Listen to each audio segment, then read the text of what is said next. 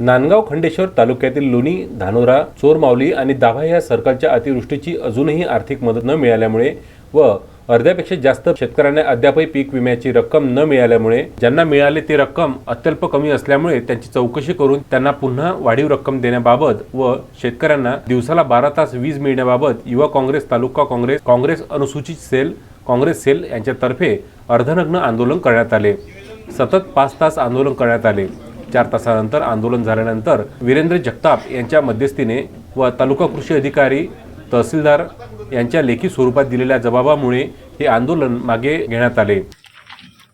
नांदगाव खंडेश्वर तालुक्यातल्या 4 महसुली मंडळामध्ये लोणी, दाभा, माहुली चोर आणि दानोरा गुरव या महसूल मंडळांमध्ये हेक्टरी 13,600 रुपये 40,000 रुपयापर्यंतची मदत सरकारने घोषित केली होती।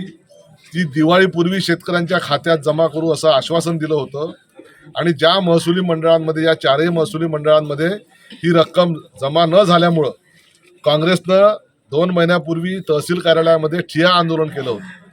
त्या आंदोलनाच्या संदर्भात या तालुक्याचे, या मतदारसंघाचे आमदार माननीय प्रतापदादा अडसड यांनी एक व्हिडिओ पोस्ट केला होता आणि ही मदत काँग्रेसच्या आंदोलनामुळे नव्हे तर त्यांच्या प्रयत्नाने 8 दिवसात जमा होणार आहे असं व्हिडिओमध्ये सर्व शेतकऱ्यांना आश्वस्त केलं होतं आणि दिवाळीपूर्वी ही रक्कम जमा होणार आहे म्हणून आश्वस्त केलं होतं।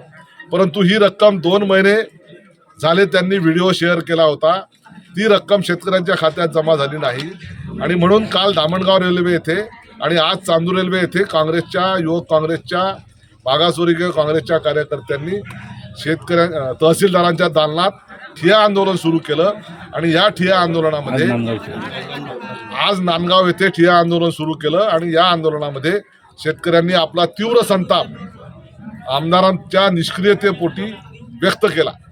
मला या निमित्तानं सर्व शेतकरी बांधवांना जागृत करून द्यायचं आहे की 8 दिवसात मदत देणं म्हणणारे आमदार आता 2 महिने उलटून गेले तर गप्प का आहेत? आता त्यांनी व्हिडिओ या बाबतीत का शेअर केला नाही? याचा 2 महिने उलटून गेले आणि शेतकऱ्यांच्या सोयाबीनला भाव कमी आहे, शेतकऱ्यांच्या कापसाला भाव मिळत नाही, रोज कापसाचे भाव उतरत आहेत, तुरीचं पीक जळून गेलं आहे। अशा परिस्थितीत पीक विम्याच्या बाबतीत जिल्ह्यामध्ये सर्वात जास्त तक्रारी आणि सर्वात जास्त पीक विमा काढणारा आमचा नांदगाव तालुका आहे। इथला शेतकरी सतर्क आहे, जागरूक आहे।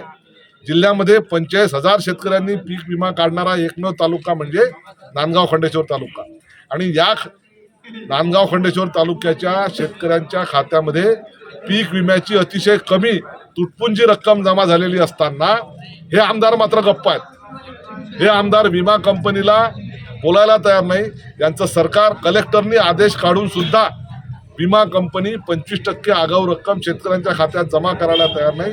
त्याबद्दल विमा कंपनीच्या अध्यक्ष, MD, मॅनेजिंग डायरेक्टर, उपाध्यक्ष यांच्यावर गुन्हे नोंदवून त्यांना गजाआड करण्याचं काम या सरकार। त्यावेळी तालुका युवक काँग्रेस अध्यक्ष दीपक भगत, काँग्रेस अध्यक्ष दीपक सवई, माजी जिल्हा परिषद सदस्य निशू जाधव, विनोद चौधरी, मंगेश बगळे, संजय बसवनाथे, विजय चिंचे, प्रवीण लंडे, अक्षय भडके, भैया पाटील, रोहनकर, अजय लाड, गजानन शेख हारून, राजेश काजे, आदित्य मोरे, अनिकेत चवाळे यांच्यासह अनेक कार्यकर्ते उपस्थित होते।